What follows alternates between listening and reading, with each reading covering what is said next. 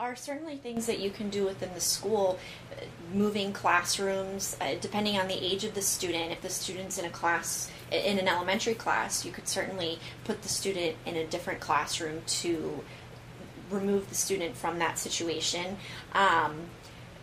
There are also supports in the schools, groups that students can get involved in to make friends. Unfortunately, bullying is not something that is going to ever stop completely, but providing students with support, I think, is really important. So changing the school or changing the classroom might be an option? I think it could be an option. Removing the student from the situation, I think, is the best way to avoid having the student be repeatedly victimized. But I think it's also important to acknowledge that the bully also needs supports. In order to change behavior, we have to work with the student to understand why the student is bullying another student.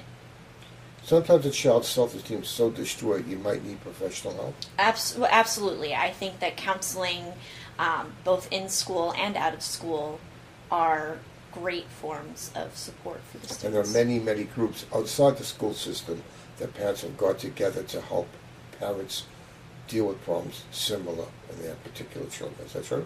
Yes. So don't be afraid to reach out. And I always tell parents, if the problem gets out of control and you did nothing along the way, how do you live with yourself? Mm-hmm. If you do everything you could possibly do and something does happen, you can get up that day and say, I tried everything. Mm-hmm. But you've got to be honest and make that honest effort.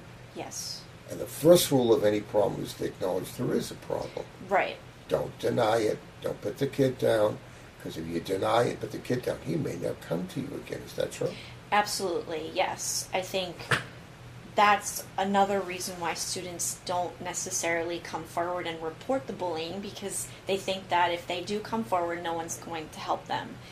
So consistency and following through and really helping the student so they feel that at least there's one person that's going to listen to them and help them in the situation is important.